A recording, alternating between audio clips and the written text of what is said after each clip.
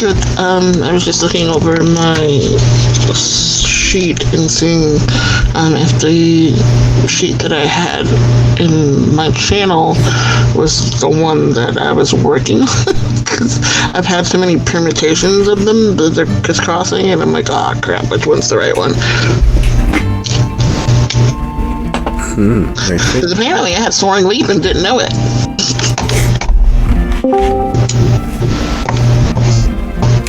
What's going on, Nikki? Wait, no, this one seems new.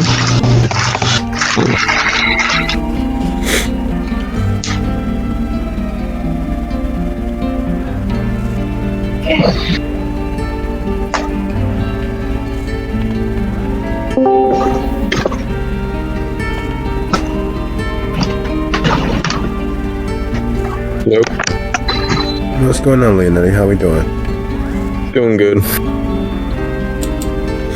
That's always a good thing. Alright. So, before diving quickly, we are roughly 2 minutes past our hard start. Are there any questions, suggestions, hypotheses, or corners we need to round off?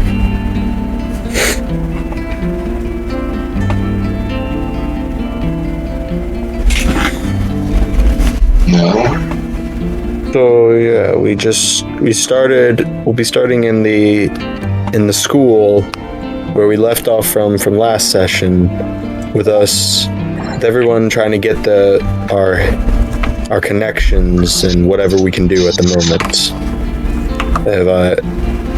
Have I correct? That's a good facsimile of where we're starting. Okay. We'll be doing a quick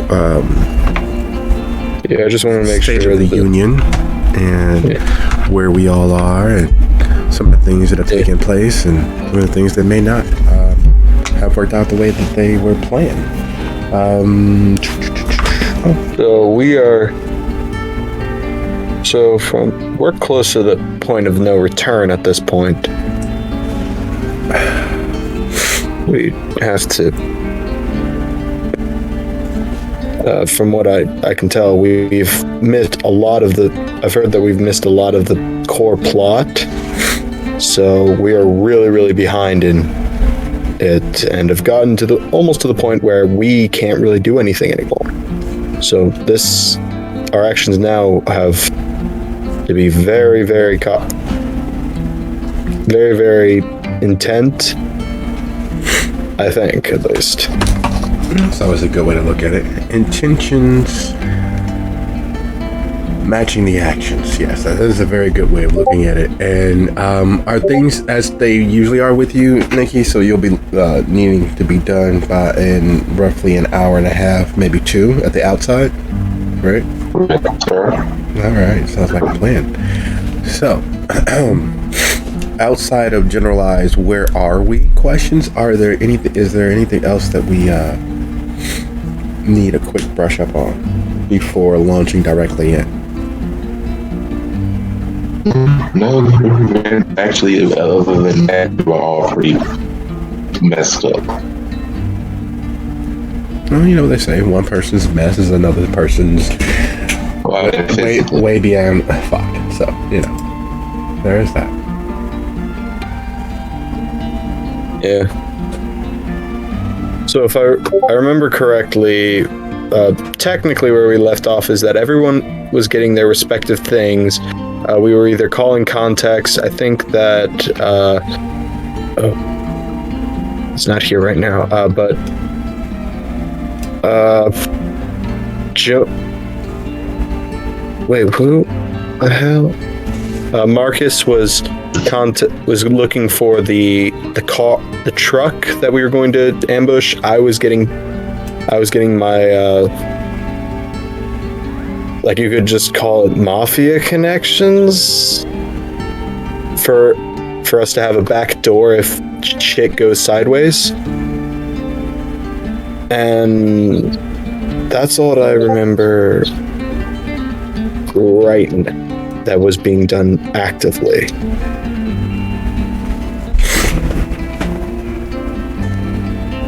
So yeah, That's can't wait to get started. All right. Well,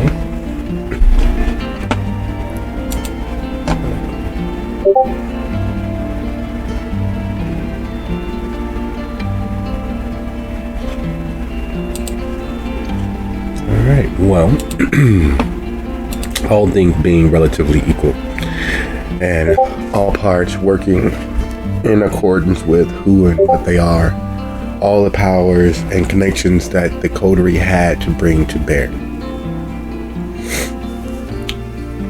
I'd like to first thank you all for being here, because play is very important to me, and it is important, it has an inestimable value that can't be replaced by anything else.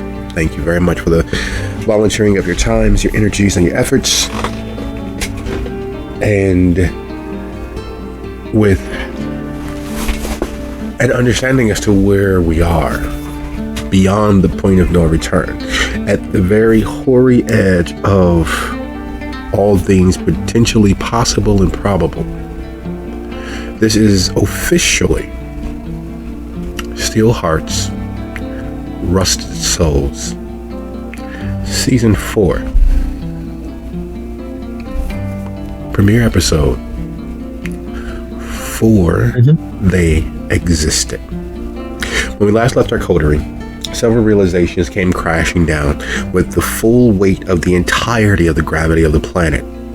There is no going back. There is no escaping back past the complete usurpation of all power and authority in Gary. No longer the street generals and rulers of the night, unspoken of in polite society. The anarchs have taken full, uncontested control. Gary, still the fallen city, still the city laid low by the breaking of the labor unions, laid low by the attentions and focus of Loden and the capital city of the Camarilla, Chicago.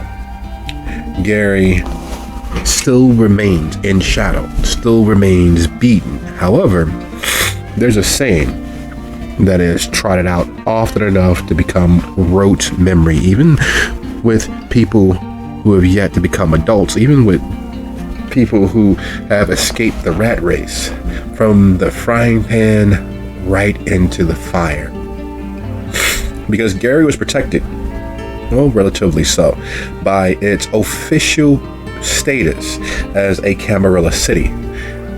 It was held as the last place. There's no room for growth in a city that's been dying and then refuses to die. A city that lives on in unlife, much like all the other kindred that exist. However, with it no longer being officially a Camarilla city, there are those within the halls of the Ivory Tower that see it for the potential gold mine. You buy low and you sell high.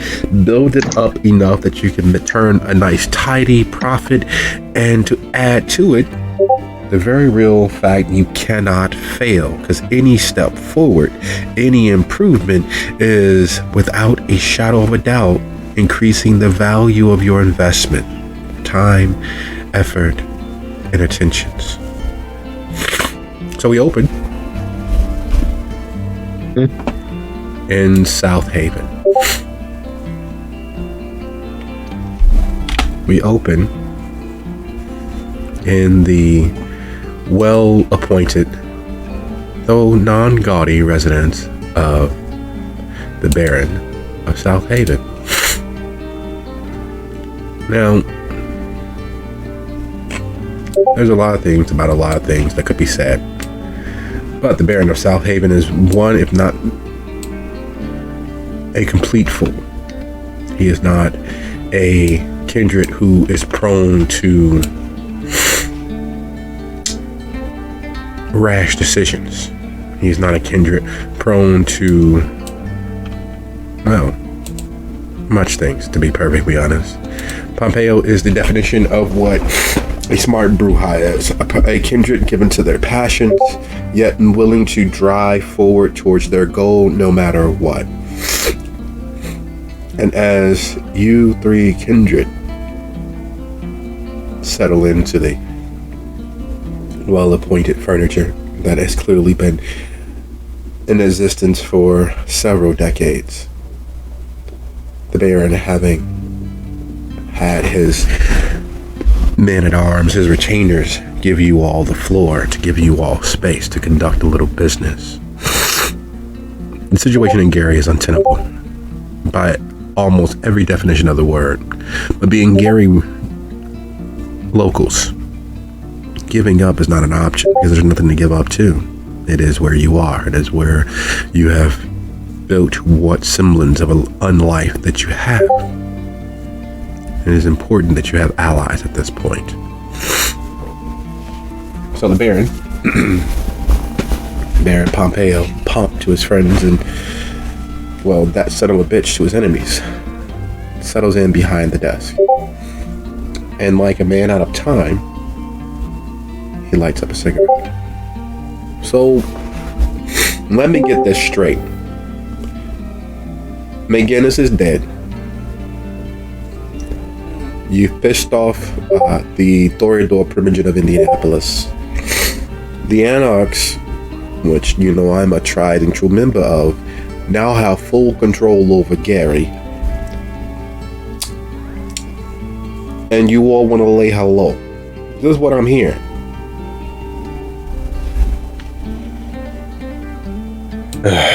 Yes, sir.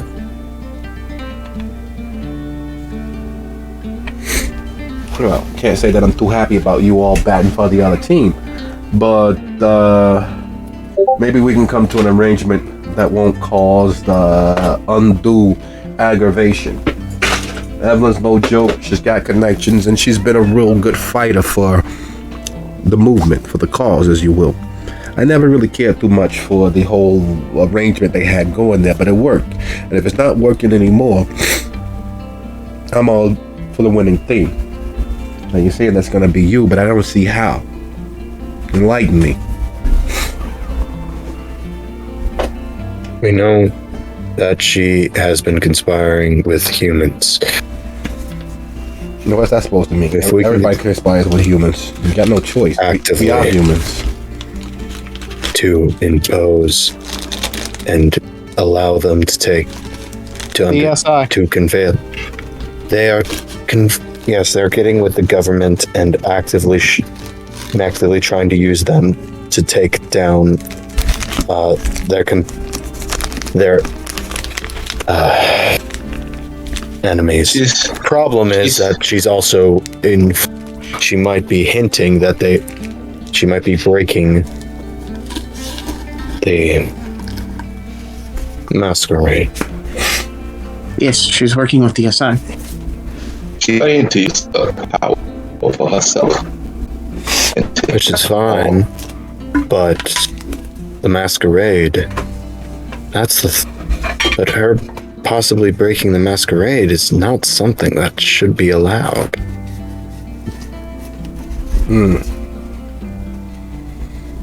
No, it shouldn't be allowed. But realistically, you just said she might be. She could be. She potentially is.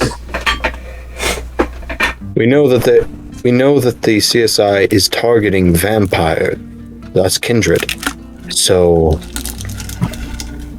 why would they start believing in something that we have actively been hiding from them for centuries? Well, them knowing about us ain't exactly rocket science, you know what I mean? They've been chasing us since the Spanish Inquisition, if I'm not mistaken. I'm not really a big history guy. So they've been around. The Catholic Church, they've been around. They know we exist. They know the furries exist. They know too damn much, and we can't get our clutches around them. Yes. So if she's smart enough to not have them beat down her door, and even if she is dumb enough to have them beat down her door, that's her door. You're saying that she might have broke the masquerade, but you ain't got no proof. For me to barge into another kindred's domain and tell them to stop the shit. We're not asking you to we're not asking you to help us stop her. We're just asking. All that I'm asking is that if things go to shit, we have at least a way of getting out of Gary. And I'm not asking that you give them refuge if things go shit. Pompey, I would never bring you into this. This is business, and this is personal. Your business. I will not intentionally cross those two things. All I'm asking is a means of getting out of Gary if things get asking for you to be the door, and then they can go on their way. I will take the punishment, any punishment that requires. I'm just asking for them to be able to get out if we fail. If you want to help us, if it looks like we're winning, fine. It gives you support, gives you help, but it also means that if things go to shit, you will not be. Your involvement with us, our escape, can be not a part of the equation to others.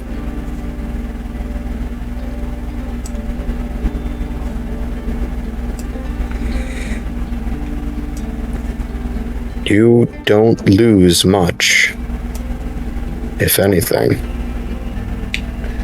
Yeah, see, that's the thing. You keep saying not much and lose. It's not a sentence that I even like to even think about.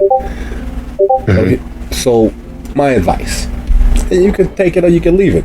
It's your choice. You want to leave? Probably should do that now. You're making it personal. That's when all sorts of things get in the way. Because it's just business.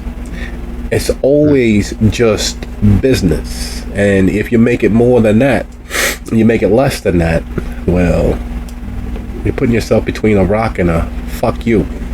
You even know what I mean. Shit's already gone tits up. Yeah. So, yeah, pardon me for like putting one and one together to come up with like 34, but there's four yous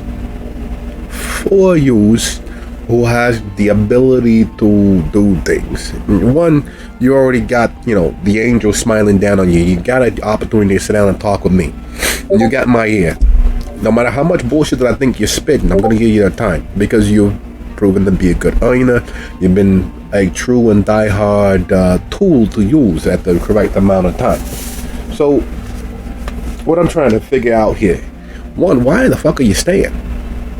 You say it's personal, but McGinnis is dead. I don't think it's any more personal for you than that. Yeah. Two, I'm a fucking anarch. I'm rooting for her. If she's got an in, she's got a way to pull the strings of the SI, that's a fucking good thing. You, at your heart, at your core, are fucking anarch. You ain't old enough or strong enough to be an autarchist. So why are you standing against an anarch baron, coming to another anarch baron, to not offer refuge to anybody who wants to leave, but putting a bug in my ear to get me even looking over there? You want me to come over there and take over some territory? You want me to come over there, kick open some doors and claim that this is mine and you can't touch it and all that? That may make some sense somewhere down the line, but right now, Gary's a shithole. Yeah. When did I ask for that? I just asked for some help getting these guys out. Come on, if it was possible.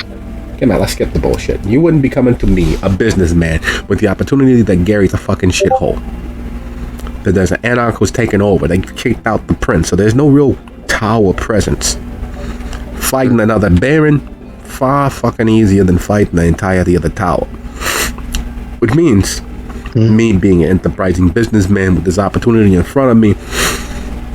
Let's just boil it down. You asked me to come over there, kick open a couple of doors, and create a little chaos and take some territory for myself, make a little profit in the process, right? Come on, let's stop the bullshit. That's what you're really asking, right?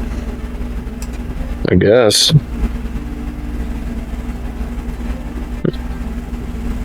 So, as you said before, I'm more of a tool. I don't think... You're the businessman. I'm the tool. Now, see, you say that, but I see 4 kindred here. You got a good-looking dame. You got your face, man, clearly, because, you need somebody to talk for you. There's someone to smooth things over, get inside someone's head. That's clearly what he does. And you're a trigger man. So we got a nice little crew here of potential doers. You got 2 dames to distract.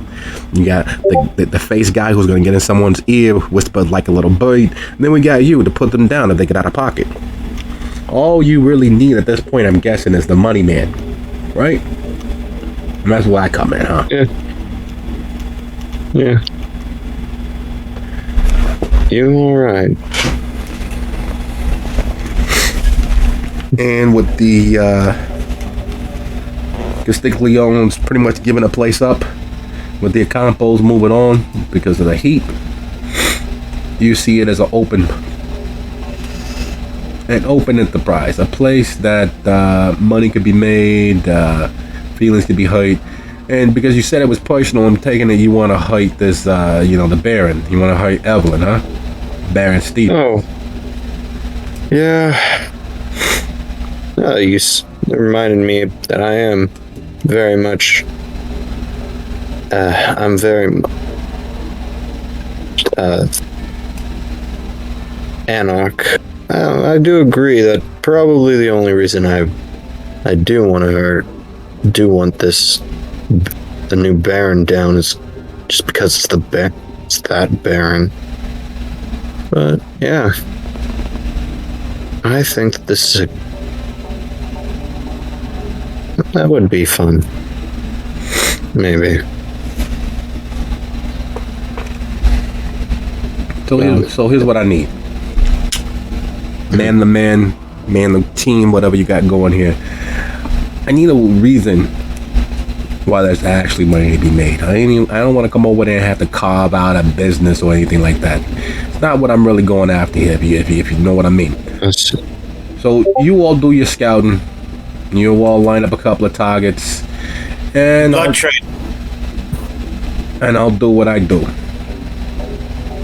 With your support, of course, right? Of course. I support you, you support me, we get some business done, and no muss, no fuss, we come out the other side a lot richer than we are right now. Of course. And you get the added bonus and the added benefit of hurting somebody you want to hurt. I still don't get why you want to hurt Evelyn.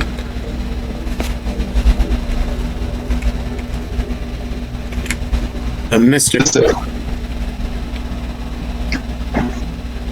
Oh. There's money to be made in Gary. The blood trade is something. It would be interesting of seeing who that person who sent that message was. It's obviously to the wrong person. Not me. I'm not majorly. I don't think I'm directly involved with the blood trade. No. To my knowledge, at least. We aren't, but if you take over Gary, then you can have the blood trade and have much more income, much more influence with a lot more kindred. That is true. So you said I ain't got no influence? Come on, I think that he's talking about us more like. That would be more. I feel like the blood trade would not. Yeah, I'm talking to you. This is Think about it. If you this have is Pompey we're talking about. Yes. He's not really needing extra cash. This is just business.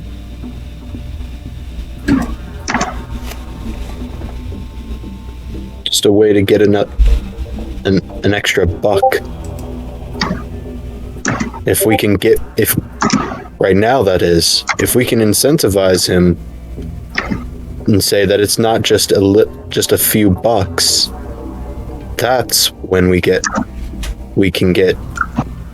expect more openness about this idea, and it becomes it stops becoming talk about if, but how. Am I right?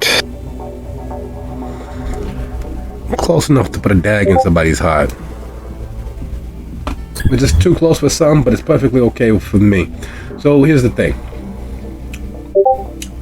When you find me a reason, a way to get inside Gary, I'll get inside Gary. There's money to be made.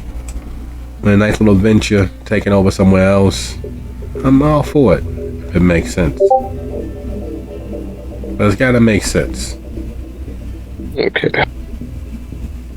So we make Gary, getting into Gary makes sense, and you'll be more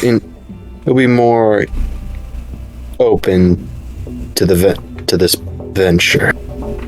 Of course. Got it. I guess that we should start soon. Start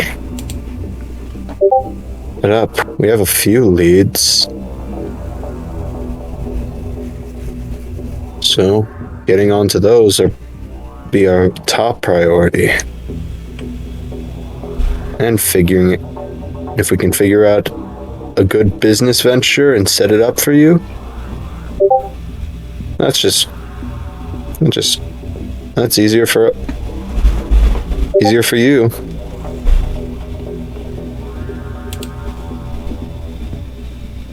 I guess that this is our talk, and next time we talk like this, a deal will be made, or we're abandoned the new Baron of Gary. Good. We gotta understand it. Now you guys get the fuck out of here, go back to Gary, do what you gotta do. I'll see you guys in a couple of nights, and we can make something happen, something magical happen, something that will shake the very foundations, as it were. Because, money talks and bullshit runs a marathon. Oh, that is something we both can agree on.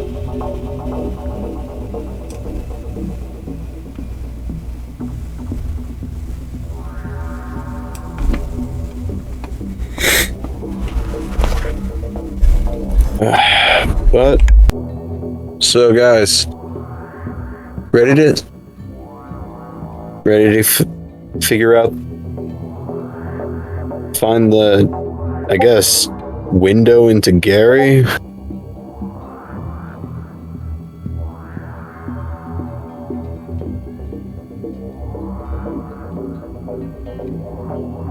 Why don't we just walk in the front door? The front door has. Do you really think that we wouldn't be here if that we wouldn't be at this talk, that we would even be finding a place if the door had not been bolted shut and locked and bolted with the key on the other side? If we can find a door, that's great. Less work on our side. I mean, but the main door, somebody else has already taken that door, and we all know it's the Baron. That's why our job is getting much more difficult. But it's never a good idea to keep all your options limited. So if we can find it, great. We can't. We weren't really expecting to find it. Our job is to find the entrance. The easiest entrance makes it so that Pompey is more likely to help us. As long as it's reasonable. And you don't shut me down immediately.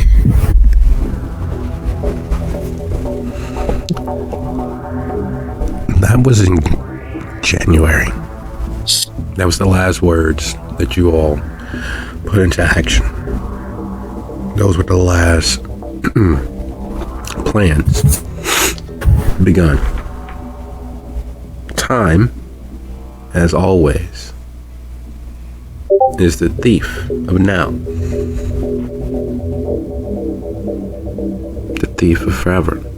Stealing little small things often enough that whole moments disappear. In the time between January and March, what have each of you done? Let's start in alphabetical order, shall we?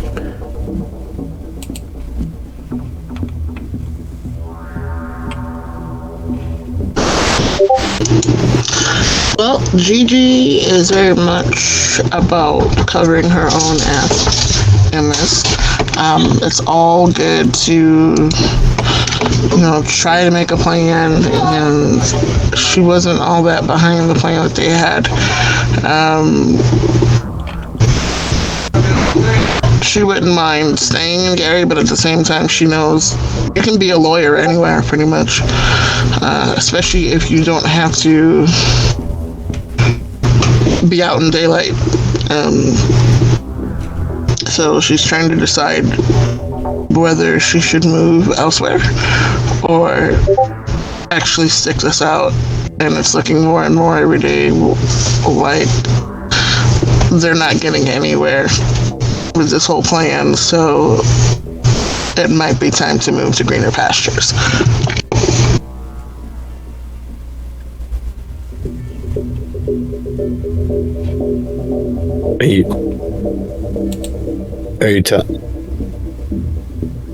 Okay.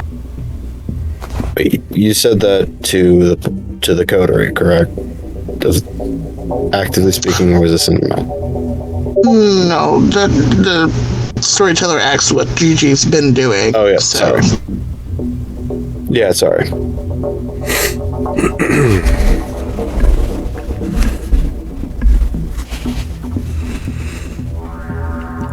What's her end game?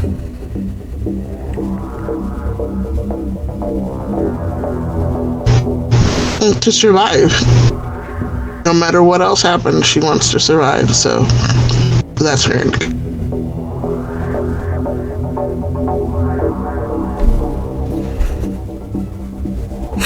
Okay. Would you be so kind as to go ahead and do me a favor? Roll your charisma plus streetwise for me, please. And while that roll is happening, sliding right along, John. From January into March, what has Mr. Lasky applied himself towards?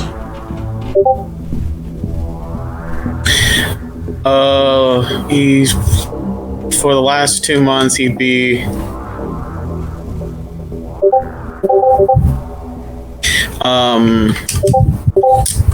sorry, loud noise.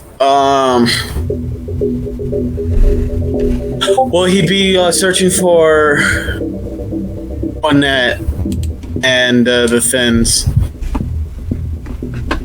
At the same time, he'd also be looking for the thing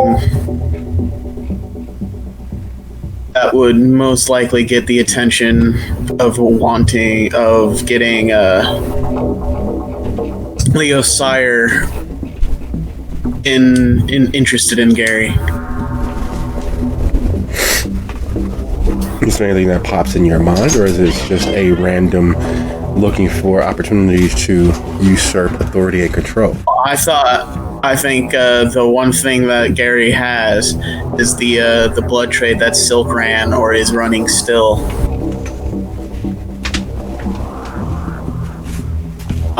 And not only does it come with money, it also comes with influence, and influence equals power.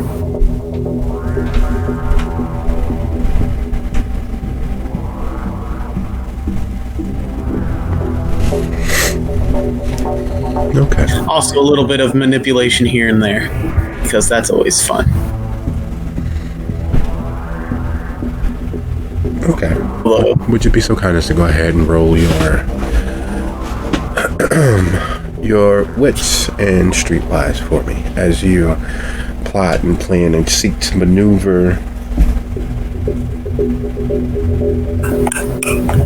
and while that roll is happening, Leonetti, the conversation between you and Don Pompeo, Baron of South Haven, what are Leonetti's plans? What has he been doing from January until now? Well, he's been desperately going around seeking for information, collecting rumors, trying to figure out any kind of what they're going to have, who they might have to deal with, and what level of and who has already been who's already fallen to the Baron of Gary. Who are the influential people? Who are the people who seem to actually have signed up for loyalty, and who just stays here just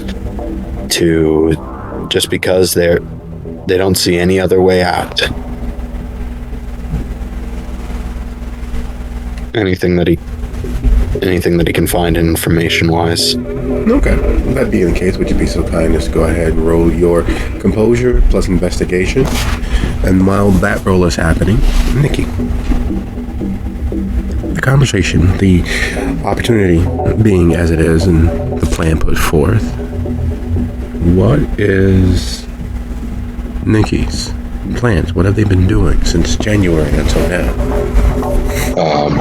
One, feeding and healing, since she was gobbled up pretty good by rats.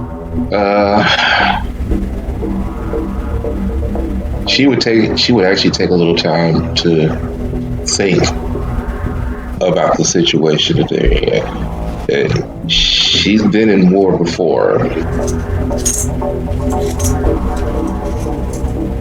and it didn't really go so good for her side.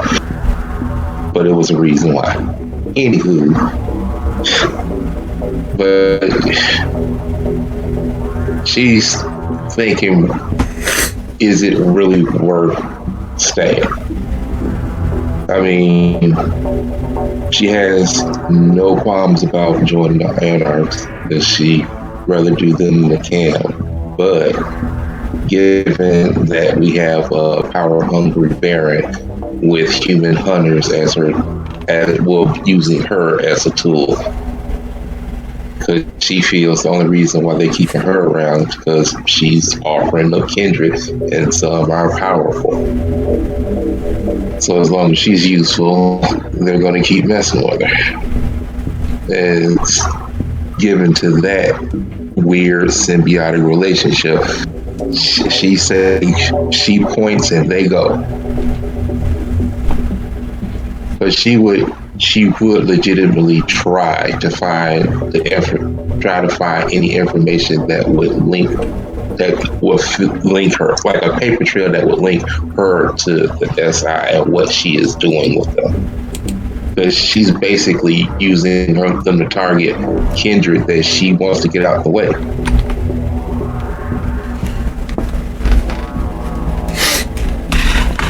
So she would be looking into that, and at the same time, she would call old allies and friends and try to work out an escape plan because of past knowledge.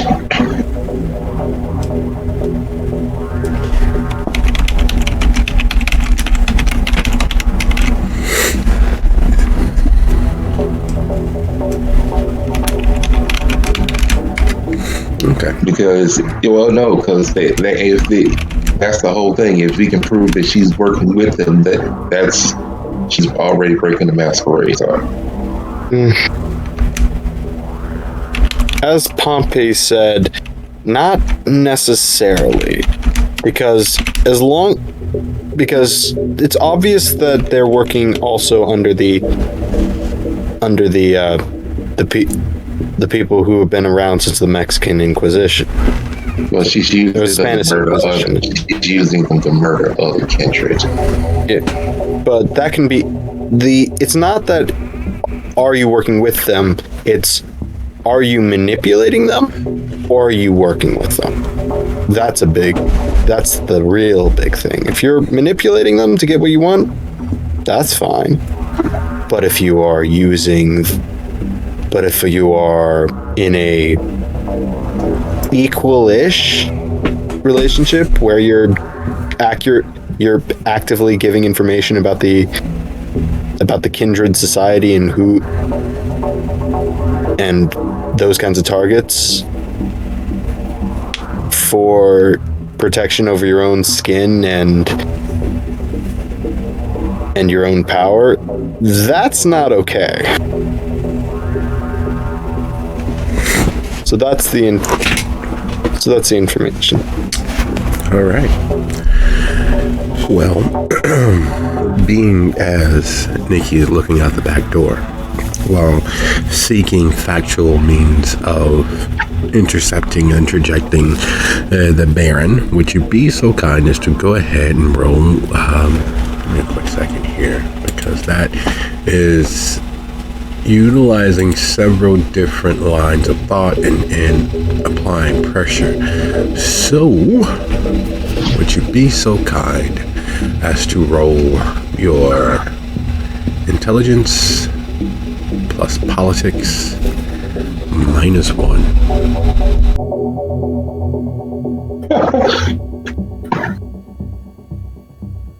Can I rouse for this? Sure.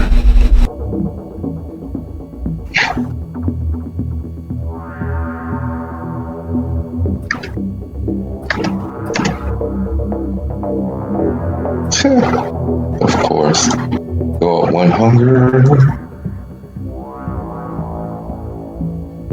Alright.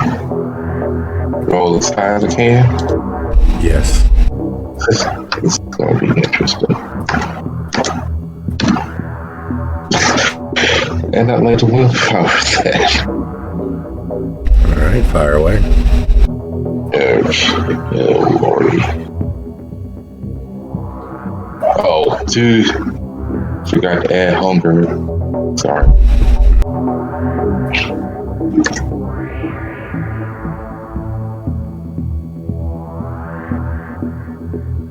Three. All right. Excellent. So circling back around, the plotting of survival, the taking every step necessary to ingratiate and survive. With a regime change creates opportunities for those who are able and cognizant to grasp it.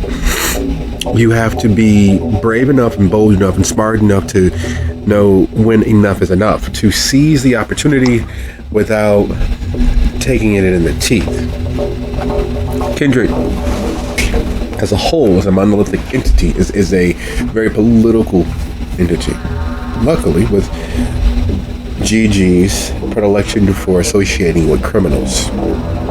Luckily, with GG's awareness of the legal system that she can no longer practice, but still has no small amount of associates, contacts, retainers, friends, allies, and associates amongst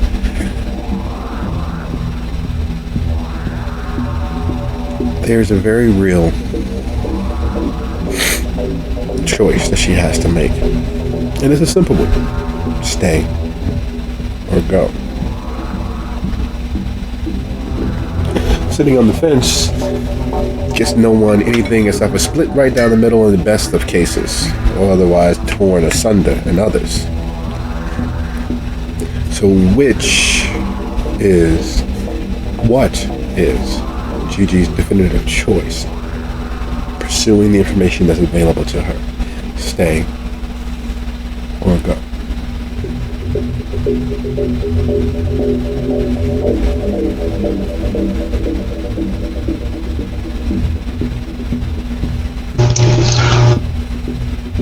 After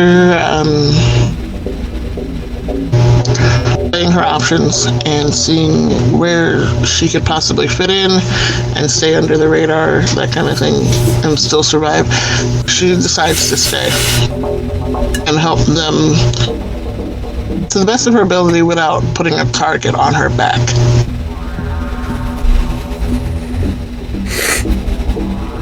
In her choice to stay, Gigi is immediately made aware of the departure of several notable citizens of Gary. Gigi is made aware that while still in operation, it is no longer the primary source of Silk's kingdom. Silk still remains and visits, but she is no longer in complete residence within Gary. Salacious has a status of acting Elysium. Deals were made, arrangements were begot, and Salacious is officially the only recognized Elysium in all of Gary. It is also one of the few places where Baron Stevens will entertain guests. And on those nights where Baron Stevens is entertaining guests or meeting with others, offering a truce of the moment in recognition of Elysium, many people have decided and needed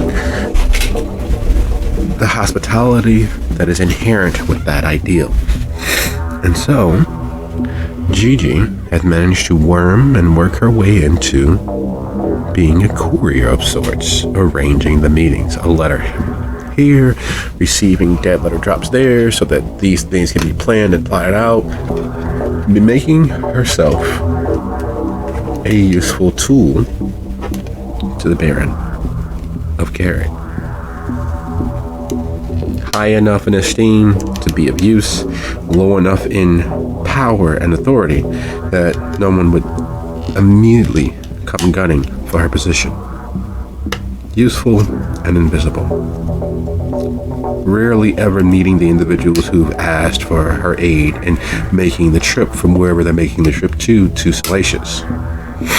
Invisibly a member of the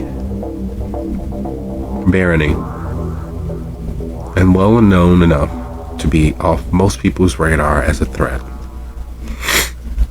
In the doing, making herself useful and surviving. Mr. Lasky, having reached out to several members of the Dustborn community, having utilized and rallied them, those few who have not been radicalized, by co-opting their trust and building a name for himself as a safe haven for the Dustborn, his coffee shop has been reopened. He has managed to utilize the space for a safe place for the Dustborn, and in return, they provide him with the occasional daytime security, the staff that he needs to run and operate. and things mostly ease into a sense of normalcy. Mostly managing to skirt around the larger, most potent, dangerous aspects of a barony that is beset on all sides. He even notices and has found out that there is a small contingent of anarchs who have taken up residence not far from the Gary International Airport, north of there, to operate as a buffer, doing everything they can to interact, to intersect, and to waylay any and every one of the Towerites who might be on their way into Gary itself. Those who take the 90 down and around, who think they're smart enough to hop off and take the 20 or the 912. They operate solely to harass and harangue all of those individuals that would assault, attack, and otherwise steal Gary from the anarchs. He's even made contact with one of them, a Sergeant Duncan McTavish, who has been training anarchs how to fight fire with actual full-fledged fire without losing their gourd, who have taught Thin Bloods, the Dustborn, how to find where the kindred lay their head and sneak in and make sure that you put a good right piece of bark between their ribs. Then just drag them outside into their own backyards and let the sun take care of all of your problems.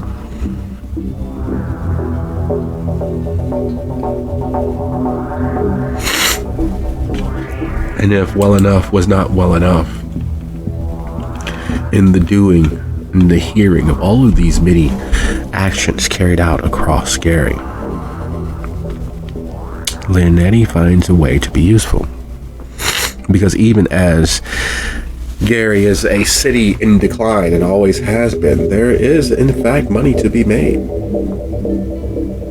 The courier service that Gigi provides, providing the cover, and the hostel for Dustborns that Lasky has provided.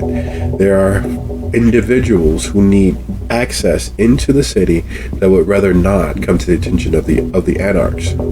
They'd like to move through Gary on their way to places due south to Indianapolis or due north to Chicago or through Milwaukee or hell, just access for whatever means they want.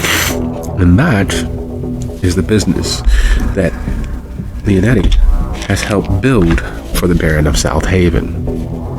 A coyote service for the willing to pay. His name and his skills being used to ensure safe passage through. It has not won him any allies locally in Gary, but it also has not won him any additional enemies. Business being business. The assistance of the Baron of South Haven, the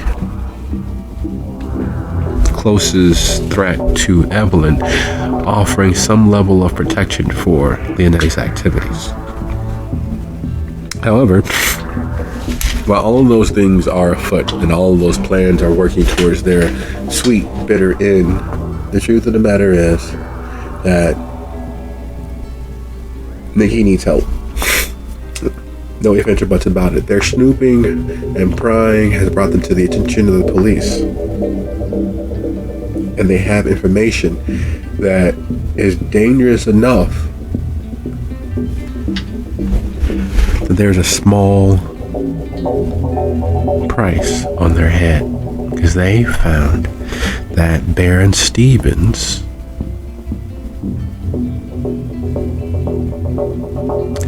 has had conversations with Chicago or some members of the Tower. If that word spreads, like every fire, it may grow out of control.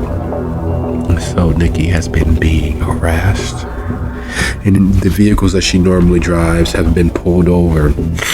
The persons who bothered to visit her tattoo parlor, some of them have been found wearing wires Others simply recording on their cell phone. Some taking pictures of her, the shop, the security system, standing across the street and smoking at all hours of the evening. There is something afoot, and she has called you all to relay the information that she has.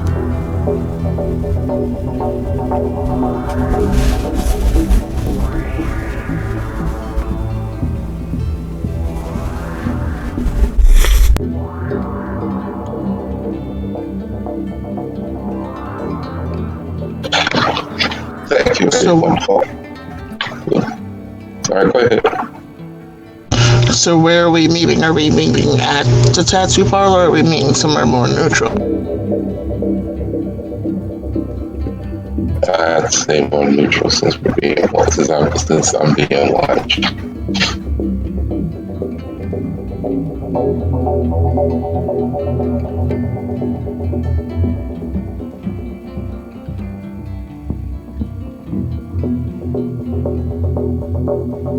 So where would a good neutral location be?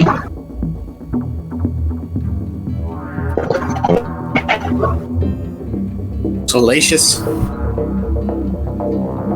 It's Elysium.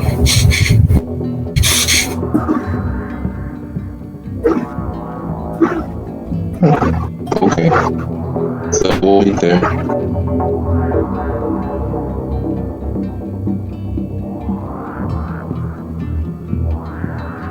But at the same time, why don't we meet at the school, actually? Actually, that's not a bad idea. We were never found there and it's old abandoned.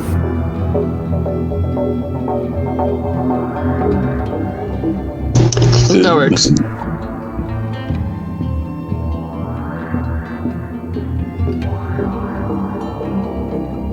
What was that? The old school, okay. That's what you said, right? Yeah, that's why I said that word. Oh, that works.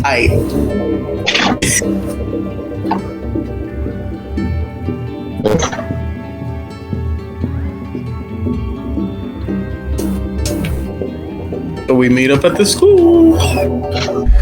Gatherings together like a murder of crows. The aphorism of birds of a feather flocking together holds true. Each of you in your own way in the intervening months have found a way to survive with everything else that's going on in the world around you.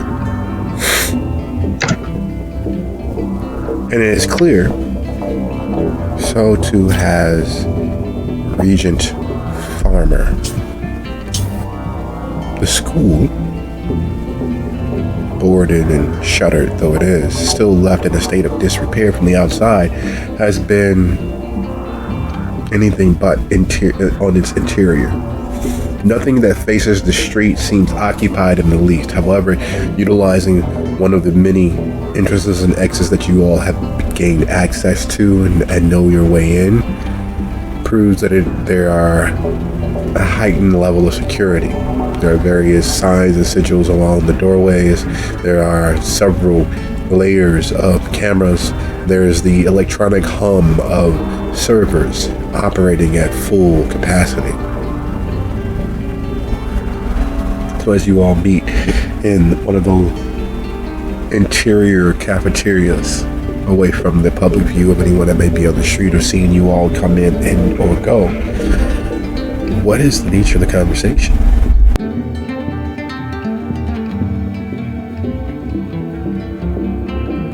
What she has found out. That was the reason of the gathering. So she would say, first of all, I'd like to thank everybody for coming. As much as I would like this to be a social call, it's not. And so I would get to the chair. It took some time to find out, and because I found out, seems I have a small price on my head. Anyway,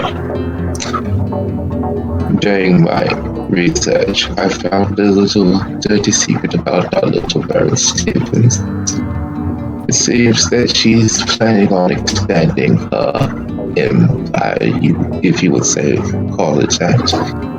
And she's been, in order to do that, she's been talking to the tower in Chicago. And That's something that could get Pompey interested. of course, but the best part is her expansion would threaten the Baron of Southaven and the Coscarone crime family. I believe, isn't that his crime family? That is even better. Isn't it? He may be a businessman, but his business is murder. Or And so- at least it's a part of it. And someone planning to encroach on this territory wouldn't be taken lightly. Considering that he has people like me hired for him, not just by contract wise, but also but the one receiving the contracts. Yes, this is so good. However, there is a problem. It's the tower. As Pompey said himself, if the tower is not involved, then it's fine. It will be much easier to crush a baron underfoot. Her. If the tower gets involved, we have another problem. If we crush her, let's say that we do defeat her, and we leave the tower situation ignored. That means that that does not impede the tower's ability to take Gary by force. If they're showing any interest, that means that they're willing to take it. We need to make sure that us hindering her does not become them, the tower, coming for our hides, and more specifically, for them to continue going after Pompey. Because if he sees it as that, we are not getting any help from him. And he might actually start helping our enemy. Maybe. So we need to... And besides, a rumor is not enough. We need proof. So this is something that we need to hit hard. What you're forgetting is she just said that she has a price on her head. So if it was just a rumor, there would be no price on her head. They wouldn't bother. Oh, I'm not saying that it isn't a price on her head. Oh, of course. It's true. Of course, but we've also been having a problem that we have speculations, we have information that we've pieced together, but no proof. You know the legal and political caviars. Rumors, they can dampen your name, but they're not going to get you.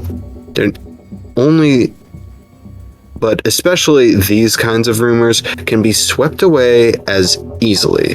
We need proof, hard proof of her interactions with the tower. Because if we can get that, maybe not all of her support in the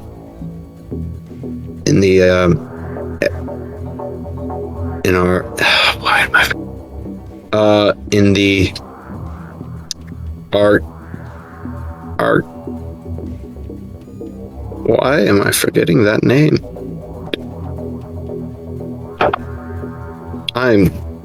What's the other faction? I don't know why I'm forgetting it. The Tower? The Anarchs? The Tower and the Anarchs. The Anarchs. I don't know why I forgot that.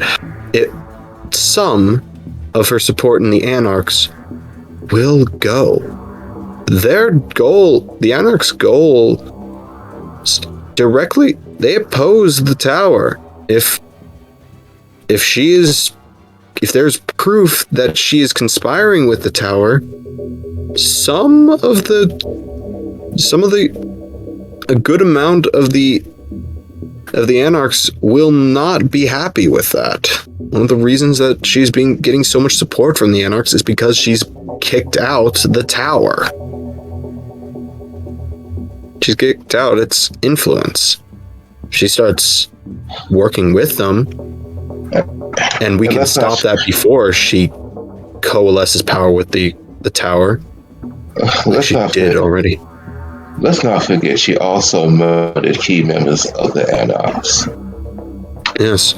Though that can be seen, though she can play that off though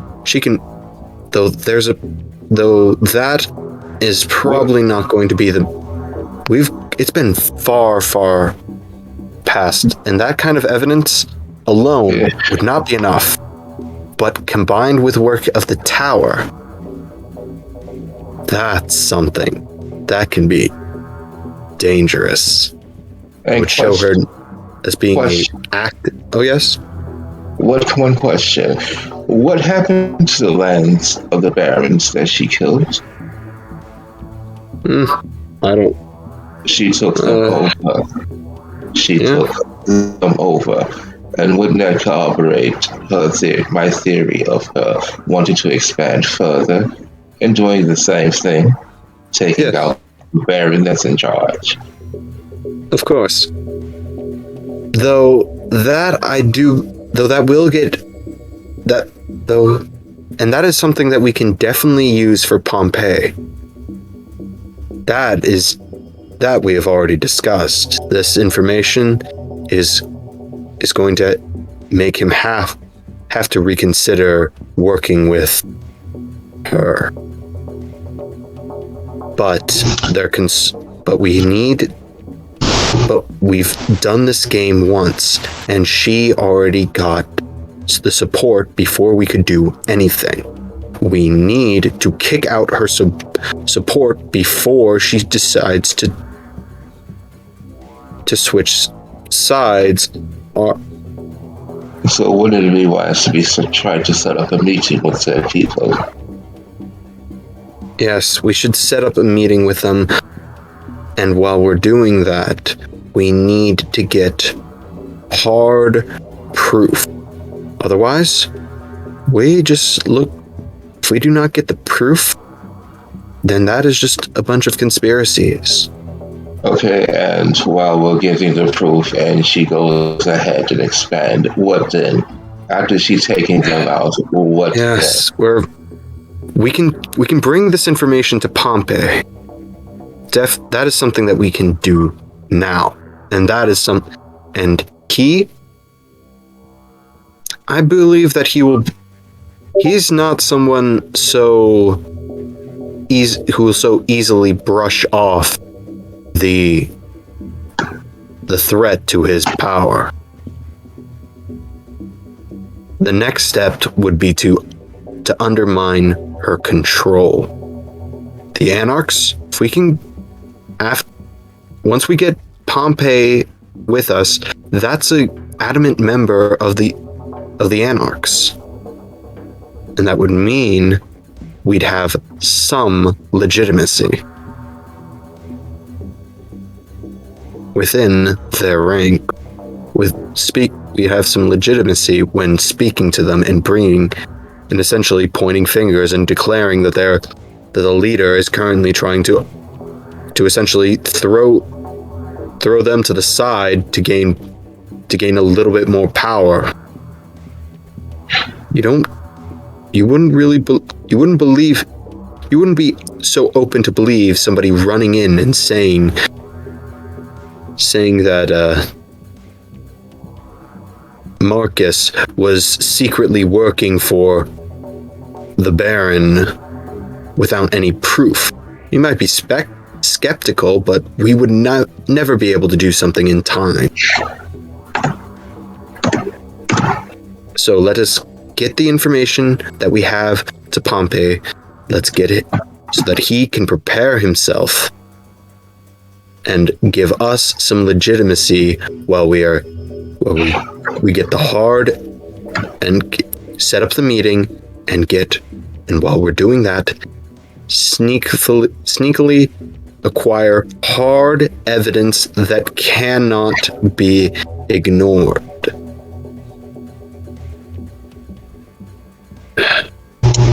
Okay, If we can't get the evidence, we can at least inform the Anarch so they are not crushed underneath if she does betray. And we can at least have an ally if things go south. The thing is, I've been dealing with my position in this whole new regime, and I have spent that time securing somewhat of a place. What you need to do, darling, is make it so that even if something were to happen to you, that information would still be able to be dispensed, and make it so that they are aware that even if they do something to you, it's not going to stop the information from getting out, so that they make it Yes. so that maybe, just maybe, if they leave you the hell alone, it won't come out. Make it so that you have triple, quadruple, dead drops, Protection. backups, protection for yourself by putting whatever pertinent information, irrefutable information you have, it somewhere safe, so that other people can have your back just in case. I'm not wanting nothing to happen to you, and I want to keep anything from happening to you, but you're saying she's already put a target on your back. You're worried about your place of business, and I know that the cops have been there multiple times. I hear little things, little birds in my ear telling me all about it. So yeah, I would think that Marcus would be a good... When we meet Marcus, we can get Marcus to do that. He'd be probably very good at setting up this fail-safe. Don't worry, darling. It's like, guys, in the months it took me to gather this information, I've been taking self-guards. That's good. Because you are our key right now. Things with Pompeii, or it might explode like a volcano. Yeah. Pompeii is... Yeah, currently the plan hinges on Pompeii believing us. If he doesn't, I would say that it's probably a good idea to just pack our things and leave. He would be our only hope. He's our only hope of... What if I told you I knew who had the information or the proof that you seek? Go ahead. I'm listening. Are you sure? You know, I have dug too deep into this. If this can work, I'm in. However, it better be worth my time, because I am starting to agree on Pompey. If this doesn't work, I'm out. I've done a little bit of soul searching myself. So if this can work, let's do it. Remember that. Now, what do you have for us? You'd have to go talk to the Mad Bomber. The Mad Bomber. I remember how pleasant our last visit was. Oh, I remember. I wish that Marcus might be our best bet with that. I'm technically part of I am part of the Anarchs, but from our last showing, I've been away too long. I've been away for a bit and forgotten my roots. I don't think that I'll have much, if any, real influence if I say that I'm an Anarch now. And I know a dude who's good with fire. Explain more. Yeah, he teaches other kindred how to play with fire. Oh. But this is the mad bomber we're talking about. Somebody who would easily take himself out, us out along with himself. I was there, I remember. So, what can he do? So can he give us some protection from the mad bomber? Or Probably do not. You think?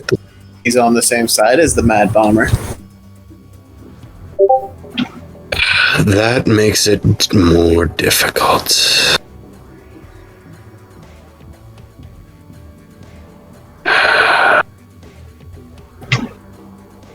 Oh.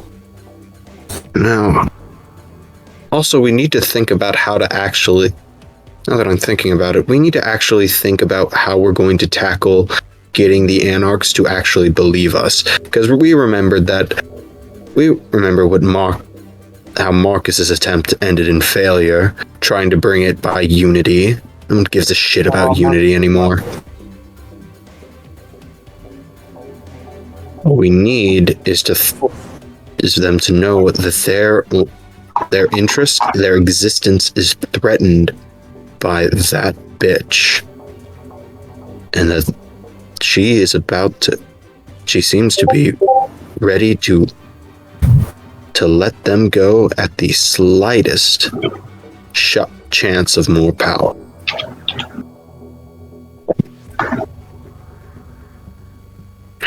But how do we do that? This is a tough one. Any ideas? We earn her trust? Her trust. Are you talking about the Baron? Yeah. Gain the Baron's trust. How? Well, I would very much. Those people, I've met a few people. Possibly. But really, after all this time, we still haven't revealed. Well, to be fair, we don't have true proof. But she hasn't tried to murder us. Gigi got her position back. Ish.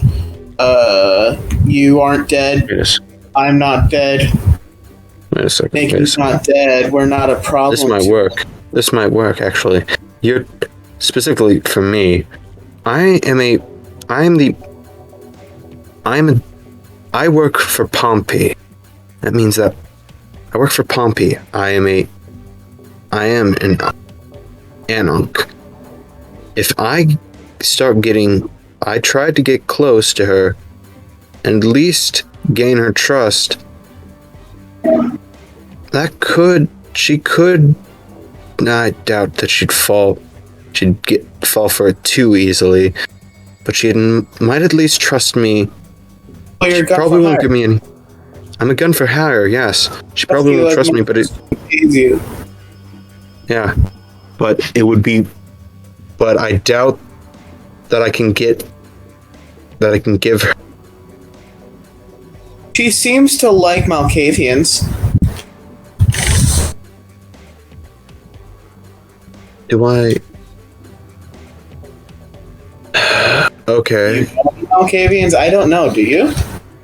I don't know Malkavians. Stares at you.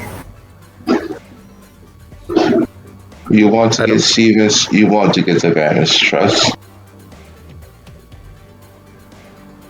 I'm going... You want to go get her trust? Okay. No, if you think about it, all of you got position with her. You have some favor with her. What would you think would happen if you got? What would you think you need to do to get even more favor with her? Yeah, that's a problem. I thought it might be possible, but... Well, not gain her trust, per se. Gain the trust of others. Others always have information. It's information in the view of their way of seeing things, but all the same, information's information. Rumor is a rumor. We can all use everything to dismantle everything, just like how she dismantled us. And he gives a small smirk.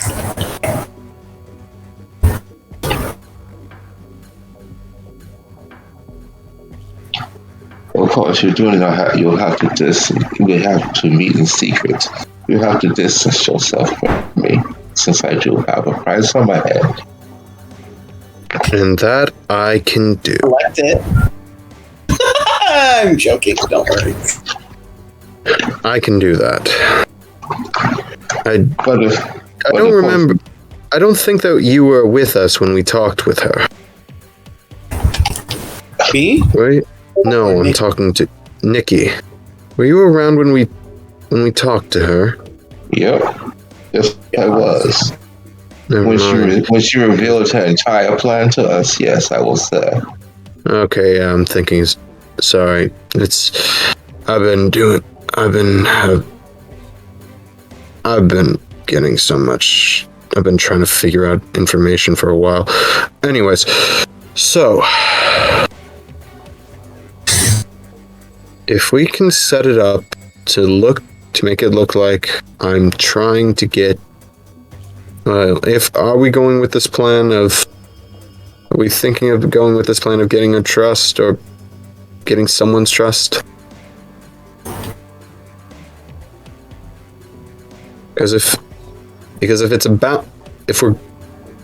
we want to do it by the way of getting the bounty, I'm probably the best choice for that, or the most logical to make it look like I'm going after her bounty, where I can get information. No, it's gonna be hard.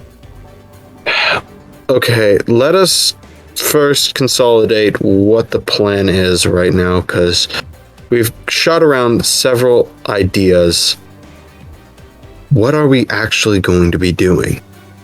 We've got some information that we can send to Pompey. We know that she's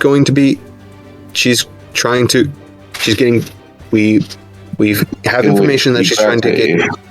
It would be better if we gave it to him personally. Yes, of course. We were already planning on doing that. But what else? But that's just the first step. That's getting his cooperation. I say we do that first, and then we figure the rest on the way there. Pompey isn't going to like that. Remember what he said? We gave him some proof. It doesn't mean that he's not going to go along with the winning side. We have no plan. What what makes you think that Pompey is going to think that we can do this if we can topple down a baron who's been eyeing up their territory, who's been assimilating this power for longer than we have been thinking of a plan to even stop this, and we can just go along from what we've been doing this entire time. This is how we got into this mess. We weren't actively stopping her and only figured it out when it was far too late. What we need to do now is consolidate an actual plan of moving forward. How do we stop? How do we don't need to get the details out, but just a goal. We didn't stop Evelyn. Yeah, we didn't. That's the problem. And we need to find the end goal. The steps to achieving it. She might, from what we believe, from what we've heard, she has been showing signs of defecting to the tower. That would, and if she pulls a from Baron to Tower Lackey. Yeah, and if she does it, and in doing so could cripple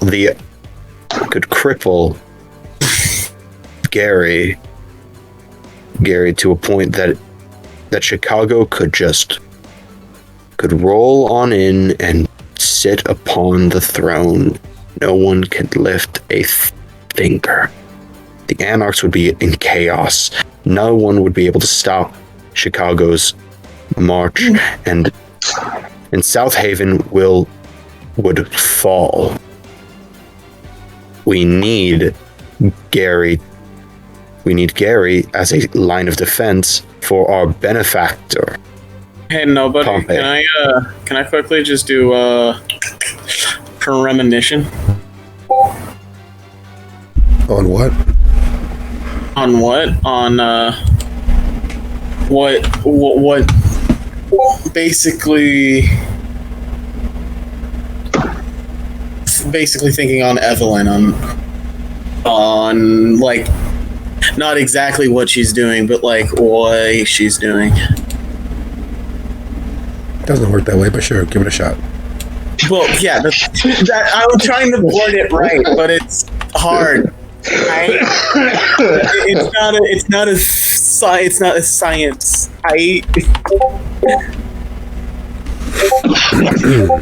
You need a rouse roll, and go ahead. Once your rouse roll is made, go ahead and roll that resolve plus aspects. Yeah. I need to get that up. I don't have as many dice in this dice pool as I want, but oh well. Maybe. So, there's no such thing as a coincidence. All things lead to all things. At least that's one of the many theories behind the idea of quantum. Quantum being that where you are is where you've always been, just like every other place that you will ever be and ever have been. As your beast meets the exact balance of your ability to pierce together the multitude and myriad possibilities of the future, certain things become clear. You see Marcus standing on top of a church being crucified. You see an explosion along a quiet roadway, an ambulance going up in flames. You see a farm in the middle of nowhere. You see the teeth and claws of something crawling up out of the dark. You see a church at war with itself. Clergy dressed in all manner of frock, from the headdress that you've seen on various Hasidic Jews to the collar of various Catholic archdioceses and their priests. You've seen the papal hat on top of some other person's head, and on each of their arms are shields and swords, and their armies clash, and every time there is a death, another snake arises. But not just any snake. It's a half man, half snake, half woman, half snake. It is a horrible thing. As each of them fall, another of this reptilian race pops from their corpse, tearing from their chest. All of them looking towards you. And then just when you're finding some thread to follow, it appears in your hand a little silver chain, a little silver rope that leads across the battlefield between the corpses dancing past the reptilians. And as you begin to follow it, you hear a click and you look down. Beneath your feet, there is a claymore. To be exact, there's actually a bouncing Betty attached to a claymore, so it's a chain explosion that takes you and everything that you are into nothingness. Would you be so kind as to roll 1/3 of your humanity and your unspent willpower? Your DC is 3.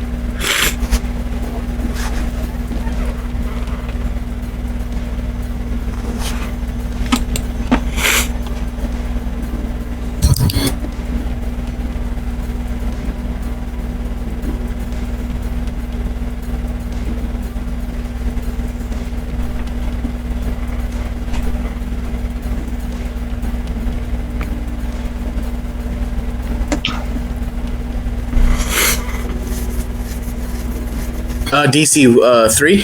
Correct.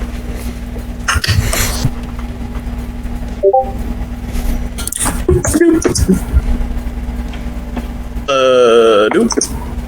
Doop. And Badoop. Well, Okay, I'm scared. The dice are being nice to me today. I don't like it, but at the same time, I love it.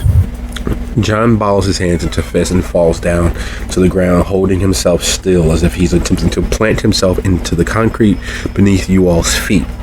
For a brief, shimmering second, all things that were at once bestial in each and every one of you flitted across his face as if there was a battle that could not be won by anyone save him.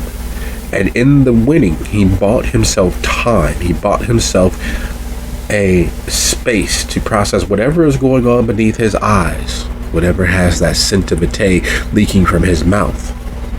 What is it that you all do?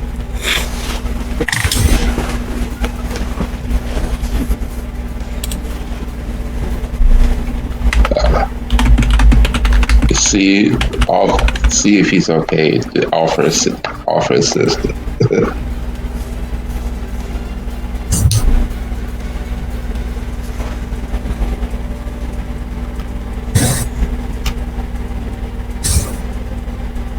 Hey, I'm fine. Are you sure? You ain't look fine. You like you had some sort of major battle going on.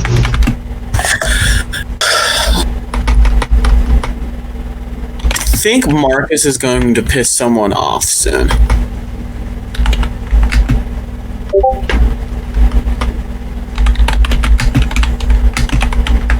And never mind about me. We have to figure out something.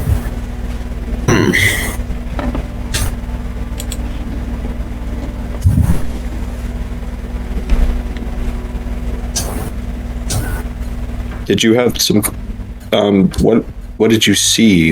What did you? Something we need to know. Otherwise, we're just throwing answers in the dark that we have no idea. Killed or staked, a snake comes out of the person. That More. could mean something a lot more. From what you said, what was the context of their death? What were they? No, I mean, like, in what did you see? I saw Marcus crucified, being crucified. The snakes, like, what were they doing to die in this vision? Oh no, The people- the snakes were amalgamation. How was the There's killing? people who are snakes? No, I'm talking about how is that you're not making. I'm talking about in this vision. What was what was the cause of this death? Was it somebody killing everyone? Was it what was it? It can give some help for some context at least.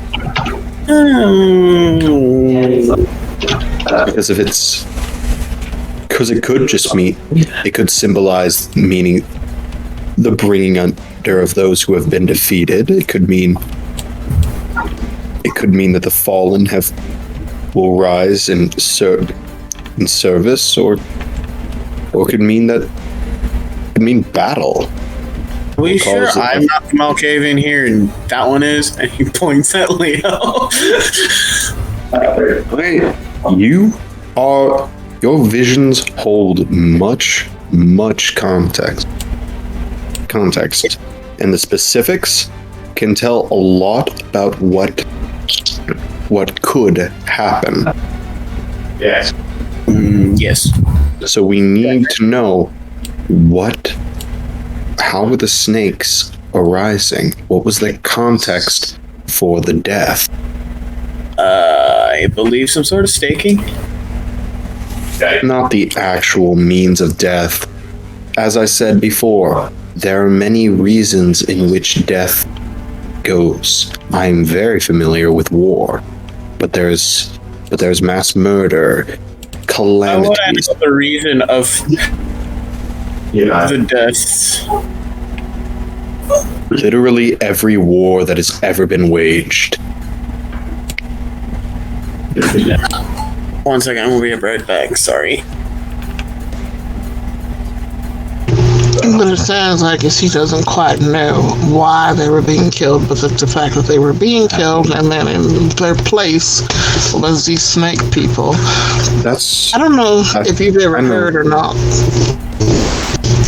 but there is a rumor, very strongly believed rumor, that there is a church somewhere in this vicinity or Midwest area that is run by lizard folk or reptile people. I don't know if you've ever heard that or not, but it's a strange believed rumor. So that's something to be interested in. And what I was asking was not for like the context of why, were they going to war for like the same reason of the Trojan War. I was asking because from what he said that people were dying and that they were then brought back as lizards. But if there was anything else, snakes arose. After their death. Snakes arose. Yes. Sorry for the mess up. And amalgamations. Yes, amalgamations. Human, male, and snake. But it's perfect sense. Yes. Yes, I get it. But was it like...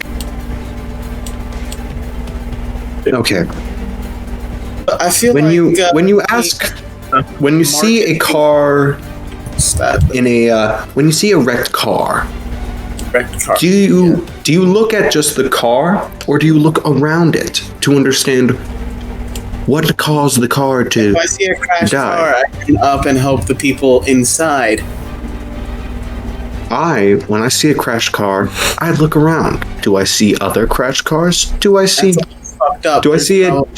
Lots of people that could be dead. Or do I see it a single car and damaged and something else is damaged? Those, depending on the amount of cars that have been totaled, that could mean that a large crash has happened. If there's only two, that could mean that they just ran into each other, and if there was only one car that was crashed, they ran it into the wall. That's what I'm asking for the deaths. And as everyone is finding their place in this conversation, that weebles and wobbles and that balances and unbalances, but never quite falls down, never quite reaches an end point. As that is happening, it is interrupted by the sound of a car horn. First, one loud, just followed quickly by Here's the program that we're working. Why we this? So I'm very like coming from outside. Do you have noise canceling? Whoever has their mic open for your background. So with the car horn blowing from outside, what is it you all are deciding to do?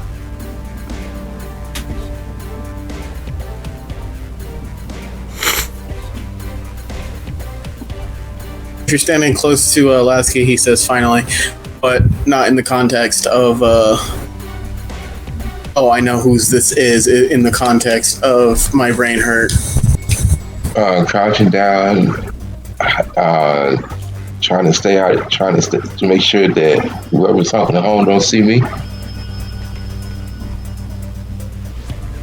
I go out. I go and try to take a look to see if I can figure out who is outside. Honking, which means acknowledging that they know we're here. Yeah, and I want to know if I should expect a firefight. You should always expect a firefight. It's kindred. Bullets don't do much. Yeah. I just want to know. It's literally. I love this. Well, if they're foe, they're very confident since they aren't, telling us. Our foe is confident and prideful. Well, yes, but that's just Evelyn. Evelyn has allies. Not all of her allies are probably as confident. That's how we get victory. The funny thing is, as Nikki crouches, Gigi waits, Lasky ribs and riddles Leonetti, and he moves toward the the nearby window where you can look out, and there are clearly two SUVs parked with their headlights on, pointing toward the building. Standing near one of them is a female form that you have grown accustomed to seeing from a distance. Evelyn is nothing if not stylish, which says a lot considering she's not Toreador at all. But there's a certain ready availability of style that she just drips, or as the kids like to say, she has a drip, and it's very, very frosty. Two SUVs, her outside of one, and she's blowing the horn very politely.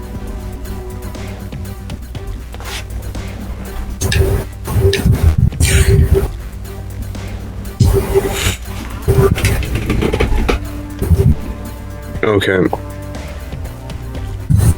So, wait.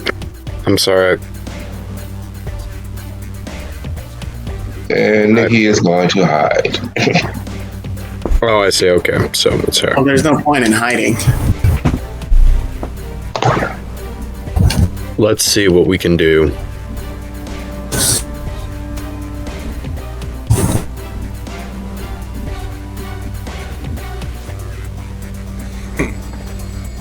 Let's see what we can do. I say we don't fight. I'm not saying fight.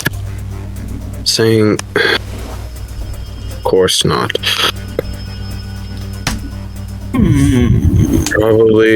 Probably know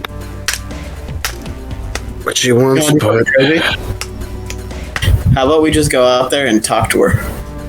that's what I was about to say. Let's figure out what she wants. Maybe not go out and talk with her, but at least figure out for certain if she wants to kill us. If she wanted to kill us, she'd already done so. I meant if she wanted to kill only one of us, or if she wants us to work for her. I don't think she's that dense, but you never know. Whatever y'all gonna do, you better do it. She's not gonna wait long. Lasky starts skipping outside.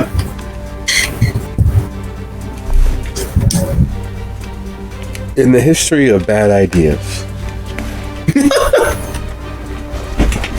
So Lasky, as you go skipping out to Evelyn, she smiles. I wave immediately. Once I get outside. Like the most friendliest wave ever. Oh, my. I didn't expect you to be the spokesperson for this little group of conspirators, but I suppose it will have to do. So here's the situation. A good friend of mine, I'm sure potentially a loved one of you all, Arthur has gone missing, and I would like, being as you all are all about skullduggery and sneaking around, for you all to apply what little skills you might have to finding him. And for your help, I'll forgive a little bit of this. It's to be expected. It's the new regime. Everybody wants the crown. Until they get it, then they realize how much work it actually is. So, here's the thing. I know that you know that I know. And it'll stay just between us if you all do this favor for me. You're loving this, aren't you? No, I'm not. In the old days, I'd Oh, come on. personally make sure that each of you are beaten to a pulp in front of your friends and family as a sign that you guys need to stop. But we don't do things that way anymore. We are the power. We don't have to kick anyone when they're down. Though I will. I have killed more than my fair share of puppies, and I will continue to do so to maintain what little peace we have. So you do this, I forgive that you all are plotting whatever it is that you're inside plotting. I'll even make sure that Nikki doesn't have as much scrutiny as a person with their affiliations deserves. Oh wait, why is Arthur missing? Did you do something? If I did something, why would I hire you to go find Arthur? No, I'm saying, did you piss someone off besides people in that building? The people in that building don't really matter as far in terms of being pissed off. They've each managed to profit somewhat based on our peace, and whatever it is that you all are planning or plotting needs to stop. And this is a good way for both of us to have peace, and I don't have to exert what control that I have. Run along, get their answer, and come back. So I know whether I need to set this entire building on flames, in fire, up in smoke, and apologize to our local regent.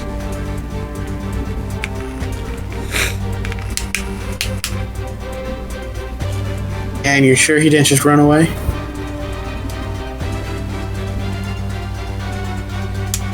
But yeah, I mean... Don't test my patience. It's one that I have no intentions of ever passing.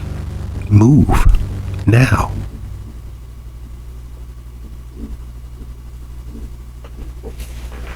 See, I knew you weren't here to kill me. Or us. So this Arthur, he was like, what? He's the explosives, which means he probably is relatively useful to people. Why would he have gone missing? I'm thinking. 2, you were told to do something. Do you think that I merely speak to waste what little breath that I bother to pull into these dead lungs?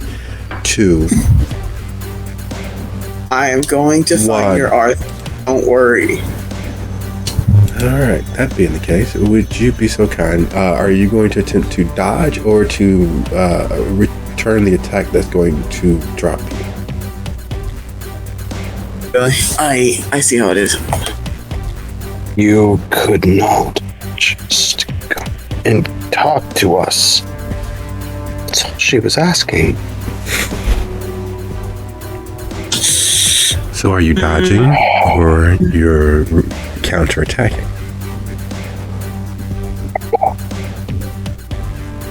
Let's say...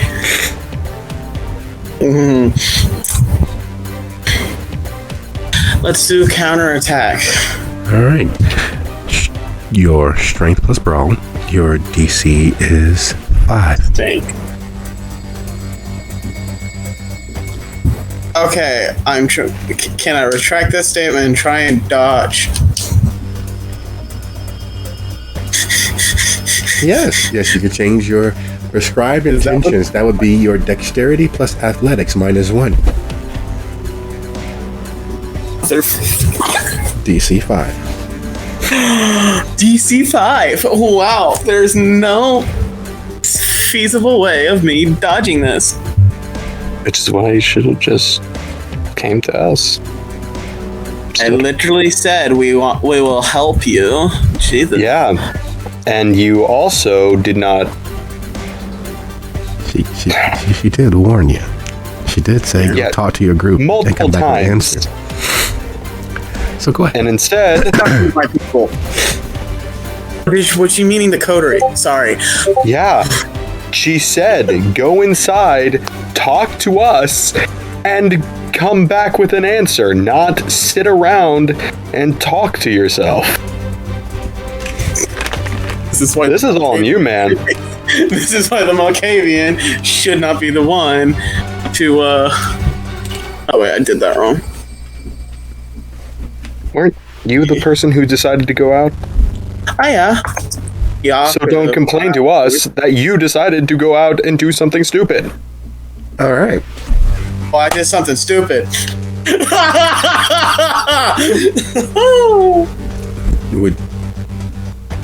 Well, I told you the dice pool was fucking with me. I told you. I felt it. I felt it in the air, in the universe. The universe was telling me.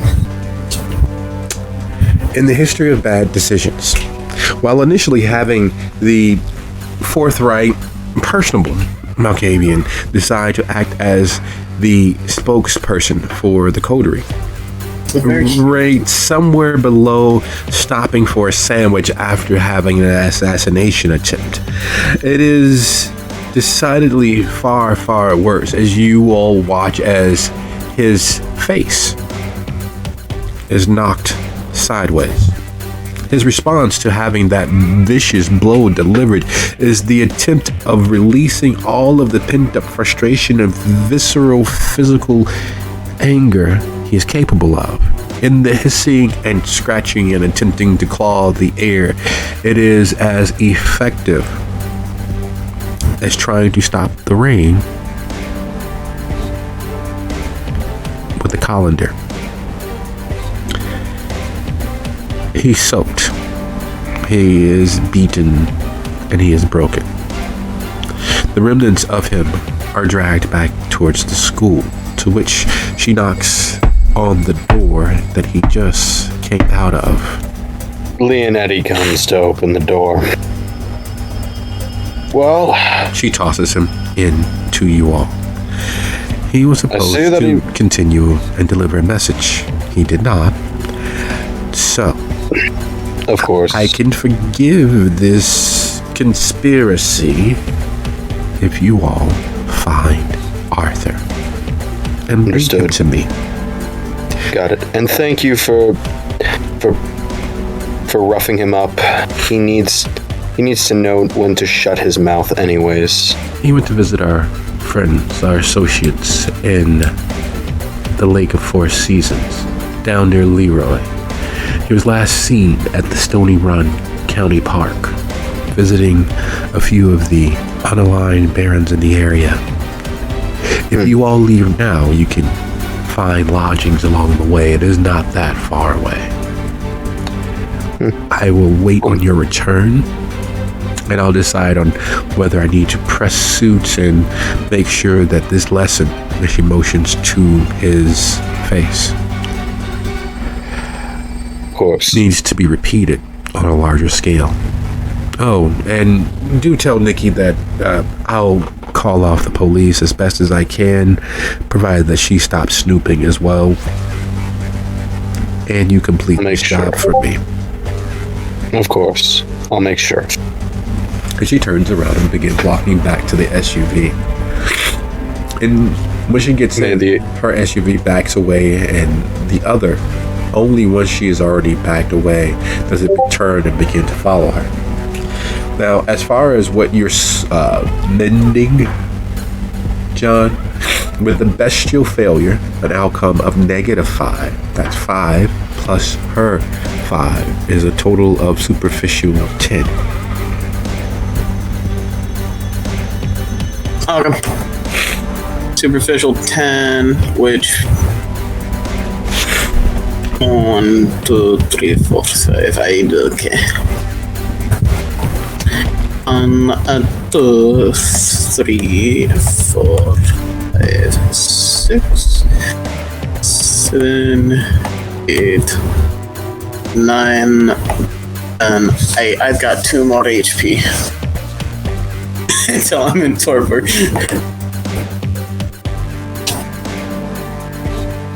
That's fun.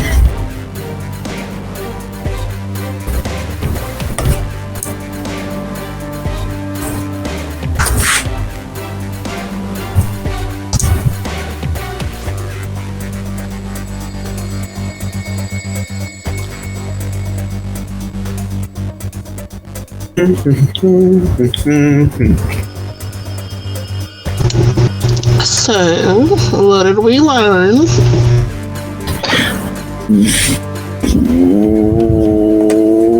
One second.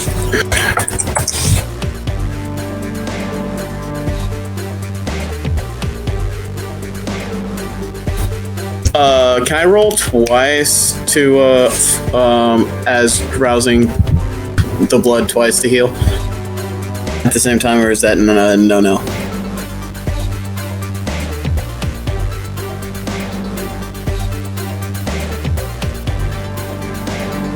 What do you mean? So you rouse the blood, so you do, that. Okay, my hunger has raised. I've healed.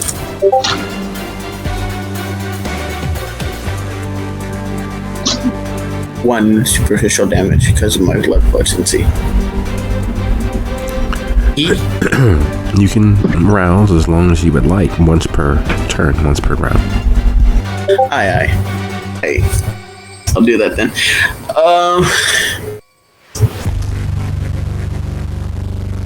I was talking to people. It's just, I guess she was meaning you guys and not the other guys. Which is fine. I was trying to think of where Arthur would have gone, but Barons are being barons. What's this? So am I the only one wondering how the hell she knew we were here?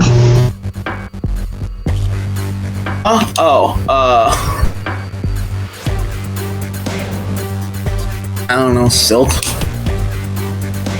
Also, next time when somebody tells you to go, don't I did. push your luck. You came back to us to give us the information and get our opinions before or did you just stand there talking to yourself? Fine. Rude. Okay. She's a bitch. Yes, I know. But she's also the bitch who is giving us a job. So, manners, and this is getting professional. This is business. Professional schmashional. Besides, I don't know anymore. About what? Never mind. Let's get this. The state Why was of Arthur affairs. go? Oh, sorry. So the state of affairs before you all. There's a decision to make. This would literally be the perfect time to run for the hills. The conspiracy of whatever it is that you were aiming for, whatever you were discussing, unknown though it might be, is still known. You have been tasked with leaving the city to go find Arthur Caldwell, the Mad Mauler himself, and bring him back to Baron Stevens. The question is, what will you do?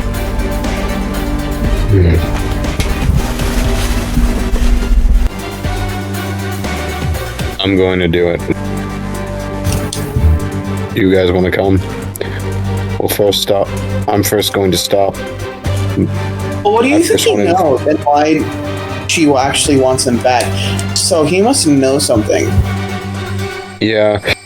If we find some game changing knowledge, great. Let's stop by.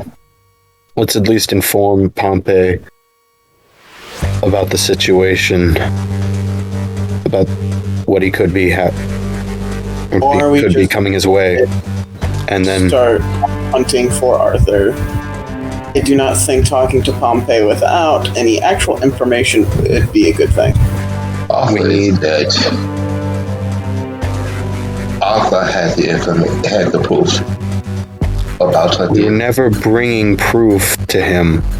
That was for the other Anox. What we were bringing to him was a warning, This opportunity. and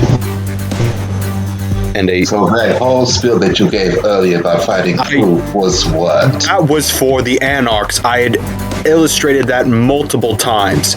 I had said specifically that we needed to bring the information as quickly as we could to Pompey to get him at least prepared for whatever was coming to him. Because let me make this perfectly clear. Pompey is my boss. I trust Pompey. He has helped me through many situations. And yes, it was business, but I trust him with a absurdly amount. If he is in danger, I do not care what you all think. I do not care about the situation you guys are in. I am helping my boss. And that is not something that is up for debate. Now, unless you want me to leave you for good, we are going to Pompey and telling him that he might about the information of that bitch possibly conspiring with the tower to infiltrate, to take his lands. We should take Arthur to Pompey. But first we have to find Arthur. Yes, but I would like for him to know this so that if we die, he's not left for dead. As I said, That sounds like a you problem, honey. That Yeah. sounds like a you problem. yeah, Because do you sitting you here really saying want to you bring don't him back? care Fine. what we have to say in this. You don't care what we want to do when it's a group effort. Unless you want to I go do on a not solo care. suicide mission. I do not care about I'm not saying This is that going to about die. going to get him. I'm saying I'm going to tell him a quick chat, and then if I can, yeah, and that's what I'm talking about. I'm going to tell him, and then you guys can determine if we want to do it. I personally want to go do it. You guys determine what else you want. I'm just saying, when Pompey gets involved, I want to make sure that he is safe. And again, that sounds like a you problem. But the thing is, you're not listening to Nikki. What Nikki just said was the person that had the proof was the person that she wants us to go get back and bring back to her. Why? Yeah. Yes. Why? Because she knows that.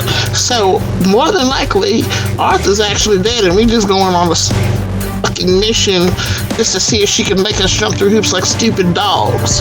And remember, we were You the worried loose end about- she was trying to kill in the first place. Exactly. But you worried about Pompey. Pompey can take care of his damn self. Obviously. Okay. Okay.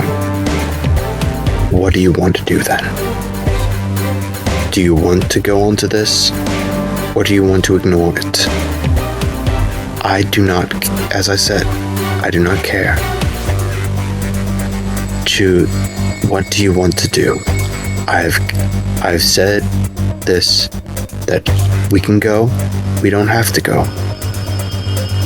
We can find if he's at least alive, or we can. I'm not saying that we have to bring him, we have to go get him, we have to bring him back. I just want to inform Pompey, and then we can, and anything else is fine. Now, what are we going to do? Well, since we were originally planning on going to find him any damn way, we might as well stick with that. But Okay. we have changed our reasons for going to do that. And while we are out and on our way, then we can let your boss know whatever it is you want to let him know. Yeah, I suggest. Okay. We can tell Pompey first. that is all that I wanted to do. I'm sorry for my temper burst. I will do my best to prevent such things from happening again. Now, are we in agreement? Do we all agree upon the set goals that we have made? Find Pompey. If he's alive, bring him back. Get any information. Get information out of him. And inform Pompey of what we're doing, and that we might be bringing him an important piece of the puzzle. Bring Arthur to Pompey, and use Arthur to rally the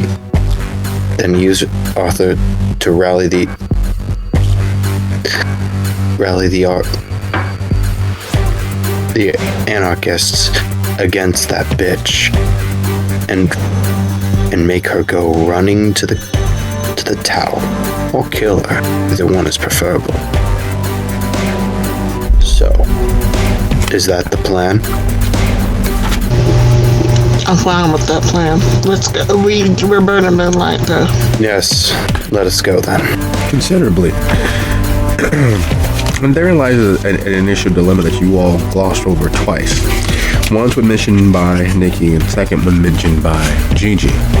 How did the Baron of Gary, a newly created barony, a newly created power structure, which in a few months had managed to unseat the tower and make its own demands of all of the kindred in the area? How did a baron who would be swamped and is swamped with the work and maintenance of the barony know where you all were?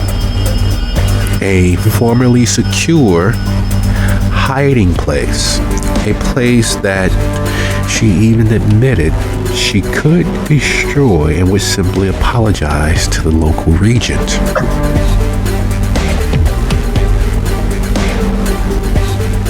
And as that thought assails, teases, and cajoles from the darkness of everyone's mind, as everyone begins suiting up to take a vehicle or a multiplicity of vehicles on their assigned mission to find Arthur, one of you all, or several of you all, might in fact be working too closely with the Baron, might be being viewed and considered in more ways than you are comfortable with knowing.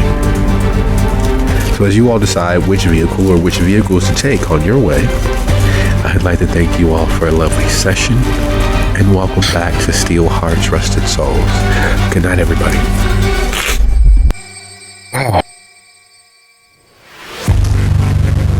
Oh, I'm going to bed.